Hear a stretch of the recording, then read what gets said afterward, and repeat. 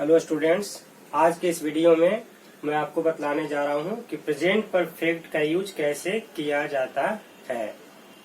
ठीक है, अब यहाँ देखेंगे इसका पहले डिफिनीशन क्या होता है, कैसे पहचानेंगे प्रेजेंट परफेक्ट को। यहाँ दिया हुआ है the action that is completed in present time, जो काम प्रेजेंट टाइम में बीत चुका हो, पूरा हो गया हो, बट लेकिन the result is before you. यहाँ बिफोर का मतलब के सामने, जिसका परिणाम आपके सामने हो उसे कहते हैं प्रेजेंट परफेक्ट। यानी काम समाप्त हो जाता है लेकिन उसका प्रभाव अभी हमारे सामने होता है। जैसे आप कहेंगे उसने कुर्सी तोड़ दी है, कुर्सी का टूटने का काम तो हो गया, कुर्सी टूट गई, लेकिन टूटी हुई कुर्सी हमारे सामने अभी है, यानी इसका रिजल्ट हमारे सामने रहता है, उसे कहते हैं प्रेजेंट परफेक्ट। अब है कि हिंदी भाषी विद्यार्थियों के लिए ये जानना जरूरी हो जाता है कि पहचानेंगे कैसे। जो हिंदी से इंग्लिश ट्रांसलेट करते हैं, जो इंग्लिश से इंग्लिश पढ़ते हैं उसको ये समस्या नहीं है, लेकिन जो हिंदी से इंग्लिश पढ़ते हैं उनको ये जानना पड़ता है कि कैसे पहचानेंगे। तो यहाँ आप देख सकते हैं कि हिंदी वाक्य के क्रियांत में यानी क्रिया के अंत में क्या रहता है, चुका है, चुके है, चुकी है, ऐसे भी रहता है। या कहीं कहीं आप देखेंगे या है, ए है, ई है रहता है। यानी जैसे मैंने यह काम पूरा कर लिया है, वह वहां जा चुका है, यानी काम इसमें पूरी तरह से हो गया है लेकिन उसका प्रभाव अभी भी हमारे पास है, हमारे मस्तिष्क में है, तो इसे कहते हैं प्रेजेंट परफेक्ट। अब देखेंगे इसमें हेल्पिंग वर्ब का यूज हम कैसे करते हैं। इसमें अब देखेंगे दो ही है इसमें हेल्पिंग वर्ब। फर्स्ट होता है हैज का यूज हम कहाँ करते हैं, तो इसका बस एक ही जगह यूज होता है, third person singular number. Third person singular number के साथ हम हैज लगाते हैं। इसमें क्या आता है, तो जैसे आप कर सकते हैं ही, सी, कोई भी एक नेम रहे तो थर्ड पर्सन सिंगुलर होता है। या फिर कर सकते हैं सिंगुलर नाउन, जितना भी दुनिया में सिंगुलर नाउन होता है ना वो थर्ड पर्सन सिंगुलर होता है। इस सब के साथ आप केवल हैज लगाएंगे। अब बच गया है, तो बाकी जितना भी बच गया सभी के साथ आप हैव लगा सकते हैं। तो पहले आप देख लें फर्स्ट पर्सन में दो नंबर होता है, सिंगुलर एंड प्लूरल। आप ऐसे कर दीजिए। अब सिंगुलर प्लूरल में क्या क्या आएगा, जैसे आप कहते हैं आई से शुरू करें, जैसे पहले आई, वी में ही आप चाहे तो वी ऑल भी लिख सकते हैं या फिर ऑल ऑफ अस कर सकते हैं। ये देखिए फर्स्ट पर्सन सिंगुलर और प्लूरल दोनों हो गया, इसमें हमेशा हैव लगाएंगे। फिर आप सेकेंड पर्सन में आएंगे, तो सेकेंड पर्सन में क्या होता है, इसमें भी दो फॉर्म है, सिंगुलर एंड प्लूरल। इसमें भी आप कर देंगे सिंगुलर प्लूरल। इसमें क्या क्या आता है, आप एक आदमी को कहना चाह रहे हैं तुम, तो यू लगा देते हैं, सिंगुलर है। एक से अधिक भी दिखाना चाहते हैं तो यू ऑल भी कर सकते हैं और ऑल ऑफ यू भी कर सकते हैं। ये सेकेंड पर्सन हो गया। थर्ड में आता है थर्ड पर्सन जैसा कि मैंने ऊपर लिख दिया, सिंगुलर नंबर में हैज लगता है तो क्या बचा, प्लूरल बचा ना, तो इसमें लिख देते हैं थर्ड पर्सन प्लूरल नंबर। बस यही एक है जिसमें कि फिर थर्ड पर्सन में आपका हैव लगता है, जैसे दे कह दिया, या फिर दे के साथ और भी दे ऑल कर सकते हैं, या फिर आप प्लूरल कोई भी प्लूरल नाउन कर सकते हैं, या फिर आप देखिए प्लूरल सब्जेक्ट्स भी कर सकते हैं। जैसे एक से ज्यादा सब्जेक्ट होगा, जैसे एक से ज्यादा सब्जेक्ट्स होगा तो इसमें क्या हो जाएगा, दे। जैसे राम एंड श्याम, तो एक से ज्यादा हो गया तो दे लगा देंगे। इसमें भी आप चाहें तो ऑल ऑफ देम भी कर सकते हैं, कोई दिक्कत नहीं है, देख सकते हैं। तो ये हो गया थर्ड पर्सन। इतना के साथ हम हैज और हैव का यूज करेंगे, इसी पर हम आगे बतला। चलिए अब यहाँ से देखेंगे कि प्रेजेंट परफेक्ट को हम कितने भागों में बांटते हैं। तो इसको हम 8 भागों में बांटकर इसको हम पढ़ेंगे। जैसे फर्स्ट में आप देखेंगे प्रेजेंट परफेक्ट, यहां पर देखिए स्पेशल कंडीशन है विदाउट सिंस फॉर, यानी इसमें हम सिंस फॉर नहीं लगाते हैं, बिना सिंस फॉर का यूज करते हैं। फिर बी में आप देखेंगे प्रेजेंट परफेक्ट, फिर इसके साथ विथ सिंस फॉर्म हो जाता है। अक्सर आप दिमाग में रखते होंगे कि सिंस फॉर का प्रयोग तो परफेक्ट कंटिन्यूअस में होता है, लेकिन ये गलत है। प्रेजेंट परफेक्ट में बहुत सारे ऐसे क्वेश्चंस आएंगे यहाँ पर जिसमें कि आप सिंस फॉर का प्रयोग कर सकते हैं। थर्ड में आएंगे फिर प्रेजेंट परफेक्ट विथ, यहाँ देखिए विथ नाउन आ गया स्पेशल केस। फिर इसमें भी आप विदाउट सिंस फॉर का यूज कर सकते हैं सेंटेंस को, और इसमें सिंस फॉर हम नहीं लगाते हैं। फिर डी में आप आए प्रेजेंट परफेक्ट विथ नाउन, यहाँ देखिए विथ सिंस फॉर, यानी सिंस फॉर के साथ भी आप इसका यूज कर सकते हैं। फिर देखेंगे प्रेजेंट परफेक्ट विथ एडजेक्टिव। अब यहाँ पर आप नाउन को छोड़ दें, अब एडजेक्टिव के साथ भी आप प्रेजेंट परफेक्ट यूज कर सकते हैं, लेकिन इसमें आप सिंस फॉर नहीं भी लगा सकते हैं। विदाउट सिंस फॉर के भी आप इसका यूज कर सकते हैं, लेकिन अगर प्रेजेंट परफेक्ट के साथ एडजेक्टिव आ रहा हो तो इसमें विथ सिंस फॉर भी होगा, यानी सिंस फॉर का यूज भी हो सकता है, यानी दोनों तरह से इसका यूज कर सकते हैं। फिर हम क्या करते हैं, इसको जो भी मैंने बतलाया नाउन और एडजेक्टिव, इसको दोनों को एक साथ हम जोड़ देते हैं। जैसे present perfect with adjective and noun, क्योंकि नाउन के पहले एडजेक्टिव आता है इसीलिए पहले मैंने एडजेक्टिव लिखा। एडजेक्टिव एंड नाउन यहाँ पर भी आप कर सकते हैं विदाउट सिंस फॉर, यानी सिंस फॉर इसमें नहीं भी रह सकता है।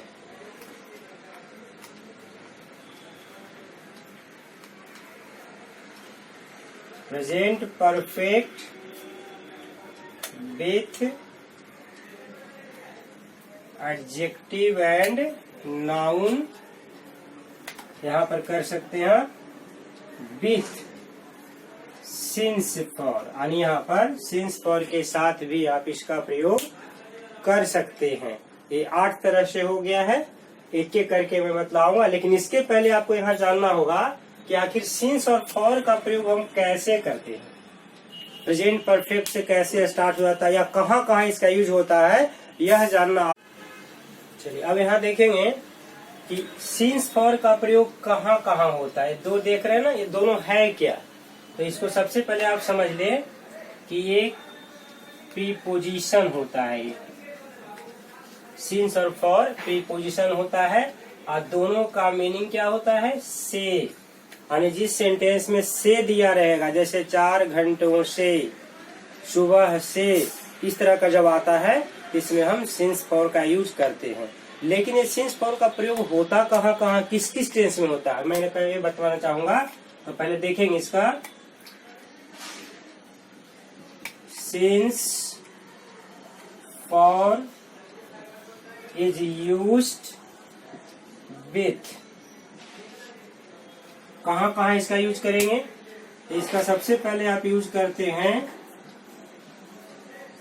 Present perfect. प्रेजेंट परफेक्ट के साथ यूज होता है, लेकिन कब यूज होता है, हमेशा यूज नहीं होता है।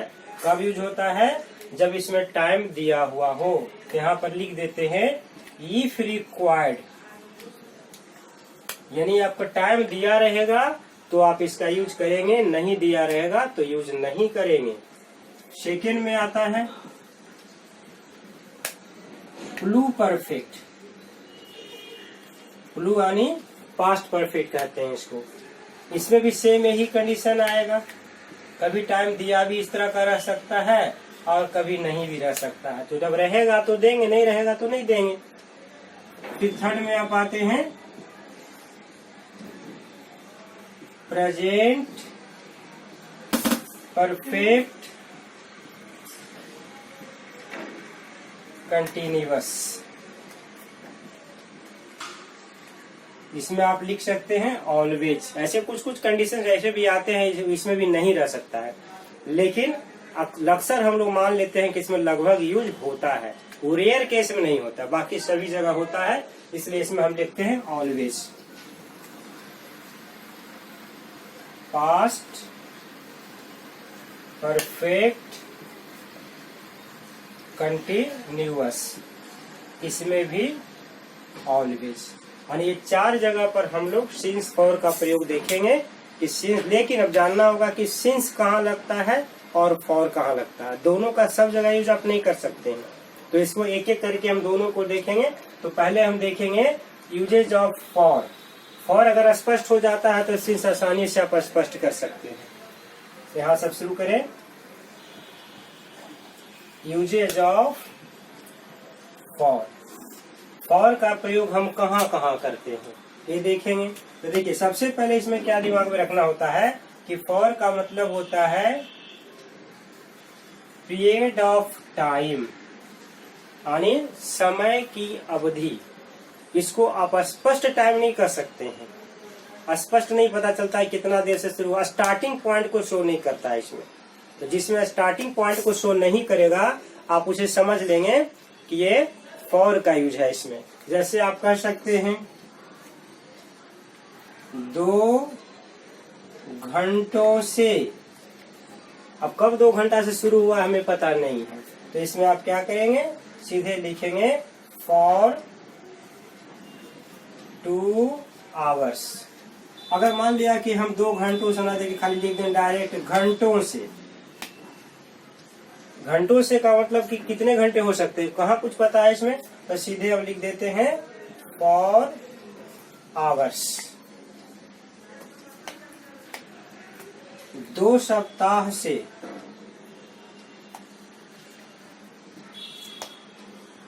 For 2 weeks. और एक ध्यान में रखेंगे यहाँ पर कि खास करके जिसमें प्लूरल का कंसेप्ट आएगा उसमें तो 100% फॉर होगा, लेकिन ऐसा भी कंडीशन आता है जहां सिंगुलर में भी होता है। जैसे आप कह सकते हैं 1 घंटे से या 1 घंटा से, ऐसे बोलते हैं आप। तो 1 घंटा तो प्लूरल तो आएगा नहीं, लेकिन आप क्या लिखेंगे, फॉर एन आवर, 1 घंटा से।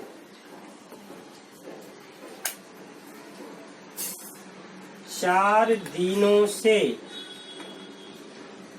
यहां लिखेंगे फॉर 4 डेज, 4 दिनों से। फिर आप कह सकते हैं महीनों से। महीनों से भी पता नहीं कितने महीने की बात कर रहे हैं, तो यहां लिख देंगे फॉर मंथ्स। अब यहां देखेंगे जैसे लिखा रहेगा वर्षों से, कितने वर्ष से ये भी पता नहीं है, तो यहां लिख देंगे फॉर ईयर्स, वर्षों से। लेकिन ऐसा भी हो सकता है कि लिखा रहे 10 वर्षों से, 10 वर्षों से यहाँ स्पष्ट है, लेकिन 1 से ज्यादा है, तो यहाँ लिखेंगे फॉर 10 ईयर्स, 10 वर्षों से। कभी कभी दिया रहता है लंबे अरसे से, बहुत दिनों से, तब क्या करेंगे, जैसे दिया रहे बहुत दिनों से, यहाँ पर आपको कुछ नहीं पता है, बहुत दिनों कुछ भी हो सकता है। आपके नजर में बहुत दिन कितना होता है, हमारे नजर में कितना होता है, सबका डिफरेंट हो सकता है। तो यहाँ पर हो अलग अलग हो सकता है। तो बहुत दिनों से, तो सीधे आप इसको लिख देंगे फॉर अ लॉन्ग टाइम। फिर देखते हैं एक लंबे अरसे से। लंबे अरसे का मतलब हो जाता है बहुत दिनों से। हमारे नजर में ये दिन बहुत हो गए। यहाँ पर भी स्पष्ट पता नहीं होता है, तो लिख देते हैं फॉर अ लॉन्ग टाइम। ये भी हो गया लंबे अरसे से। और इस तरह का जितना भी आएगा वो सभी में हम फॉर का यूज करेंगे। अब हम देखेंगे किसका, स्पेशल केस देखेंगे सिंस का। Usages of since. ये सिंस क्या दिखलाता है, तो अभी तो मैंने बताया उसमें कि फॉर पीरियड ऑफ टाइम, और सिंस से पता चलता है क्या, point of time. Point of time का मीनिंग होता है कि स्टार्टिंग पॉइंट को शो करता है। स्टार्टिंग पॉइंट यानी कहाँ से स्टार्ट हुआ, ठीक है। तो इसमें पॉइंट ऑफ टाइम हो गया।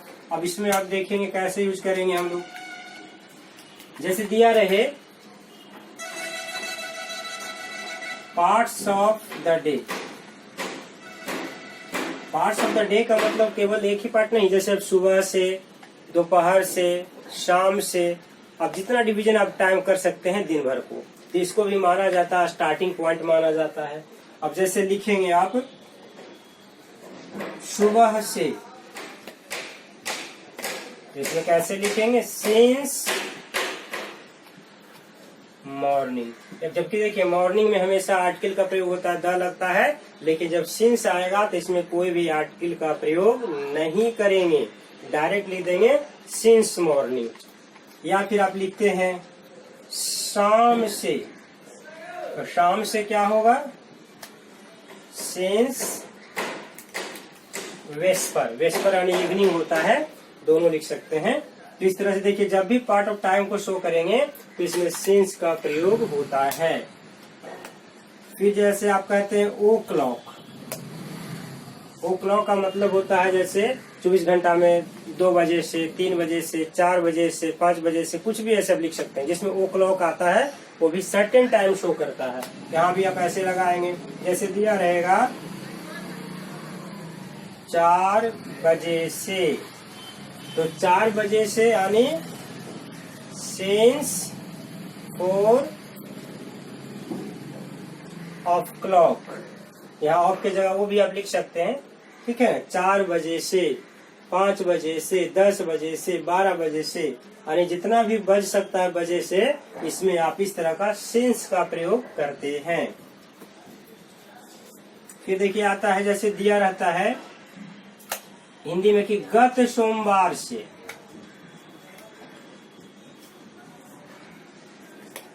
गत का मीनिंग बीता हुआ, जो अभी बीत गया उसको कहते हैं गत। गत सोमवार से मैं यह काम कर रहा हूँ। यानी ऐसे अगर कह देते कि सोमवार से मैं यह काम कर रहा हूँ, तो सोमवार तो हर बार आता है, हर वीक में एक सोमवार आता है, तो मैं पूछ दूंगा कि किस सोमवार से। यहाँ पर क्वेश्चन उठ जाता है, स्पष्ट नहीं होता है। तो इसलिए यहाँ पर ध्यान में रखना होता है कि गत सोमवार से मतलब अभी के पहले जो सोमवार बीता है, हम उस सोमवार की बात कर रहे हैं, इससे स्पष्ट हो जाता है। तो यहाँ पर लगाते हैं गत सोमवार से, तो कैसे लिखेंगे, सिंस मंडे लास्ट। देखिए यहाँ पर एक और कंसेप्ट में देना चाहूंगा, मंडे लास्ट। अब कुछ लोग ऐसे भी होते हैं जिसमें लास्ट मंडे कह देते हैं। यहाँ तक कि कुछ ऐसे हमारे टीचर भी होते हैं या कुछ बुक ऐसे हमें दिखा जिसमें कि लिख दिए हैं लास्ट मंडे। ये गलत है। मंडे संडे आदि में लास्ट को लास्ट में लगाते हैं, पहले नहीं लगाते हैं। मंडे लास्ट, संडे लास्ट, ये आप जान जाएंगे, नहीं तो ऐसा इसमें आप गलती हो जाएगा आपसे, ठीक है। तो ये हो गया गत सोमवार से, यानी since Monday last, Sunday last. अगर वही वर्ष रहता तो लास्ट ईयर, मंथ रहता तो लास्ट मंथ। इसमें होता है क्योंकि मंडे फिर आना है ना, मंडे फिर आना है, संडे फिर आना है। लेकिन जो बीत गया आपका वर्ष 1980 बीत गया, तो 80 फिर से आएगा नहीं ना। नहीं आ सकता है, लेकिन इसमें अक्सर क्या होता है कि मंडे हर वीक में फिर से आ जाएगा। तो उसको दिखाने के लिए कि हम किस मंडे की बात कर रहे हैं, तो अभी के जस्ट पहले वाले मंडे की बात कर रहे हैं, इसीलिए इसमें मंडे लास्ट और संडे लास्ट लिखा जाता है। अब यहाँ देखेंगे stage of one's life. Stage का मतलब जो खड़ा होने वाला स्टेज होता है, मैं उसकी बात नहीं कर रहा हूँ, मैं आपके उम्र की बात कर रहा हूँ, अवस्था की बात कर रहा हूँ, है ना, कि जो अवस्था होता है, जैसे आप कहते हैं क्या, बचपन से, तो बचपन से क्या है, एक अवस्था है, बचपन एक अवस्था है। यहाँ पर आप लिखते हैं सिंस चाइल्डहुड, ये हो गया बचपन या जवानी से, बुढ़ापा से, यानी जो भी मनुष्य की अवस्थाएं होती है ना, उस अवस्था को दिखाने के लिए हम ऐसा लिखते हैं। ठीक है, चलिए फिर आइए इस 5 में आते हैं। अब जैसे वर्ष के बारे में कहते हैं, जैसे आप लिखते हैं ईयर के साथ, कोई भी आप ईयर की चर्चा करते हैं, जैसे कहते हैं 1920 से, अभी चल रहा है कितना, 2020, लेकिन हम कह रहे हैं 1920। अगर आप चाहें तो 2020 भी कहते हैं, तो ये भी अभी चल रहा है, यानी यहाँ भी आप शुरू कर सकते हैं। तो 1920 से कहेंगे तो क्या होगा, सिंस 1920। अगर 2020 कहते हैं तो सिंस 2020, यानी अभी जो ईयर चल रहा है उसके पहले वाला ईयर से लेकर के और अभी इस ईयर से आप इसको यूज कर सकते हैं। अभी नहीं कर सकते हैं कि 2021 से, अभी आप नहीं कर सकते हैं। जब तक आप 21 में जाते नहीं है तब तक आप ऐसा नहीं कर सकते हैं, गलत हो जाएगा। क्यों? क्योंकि फ्यूचर में सिंस का कभी भी प्रयोग नहीं किया जाता है। सिंस का प्रयोग केवल प्रेजेंट और पास्ट में होता है। जो काम स्टार्ट हो चुका हो या जो काम पहले हो चुका हो, ये दोनों के लिए ही केवल सिंस का प्रयोग करते हैं। इसलिए यहाँ पर हमेशा ध्यान रखेंगे कि आप जिस ईयर में है अभी उस ईयर की बात कर रहे हैं तो आप यूज कर सकते हैं, या उसके पहले वाला किसी ईयर के लिए आप कर सकते हैं। आप एंशिएंट टाइम से भी ले सकते हैं, इस यहाँ पर कोई गलती नहीं होगी आपसे। तो इसलिए जो भी इस तरह का ईयर को शो करेगा वहाँ पर आप सिंस का यूज अवश्य करेंगे, और का यूज यहाँ किसी हालत में नहीं हो सकता। फिर आप इसे देखते हैं स्टारडे। स्टारडे के साथ भी हम यूज कर देते हैं। जैसे आप कह दें कल से,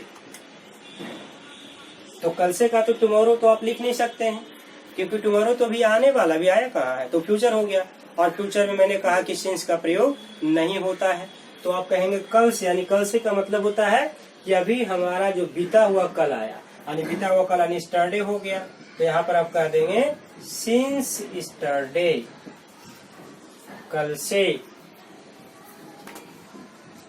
फिर देखिए बहुत जगह ऐसा भी होता है जैसे गत लिखते हैं, गत का मतलब लास्ट।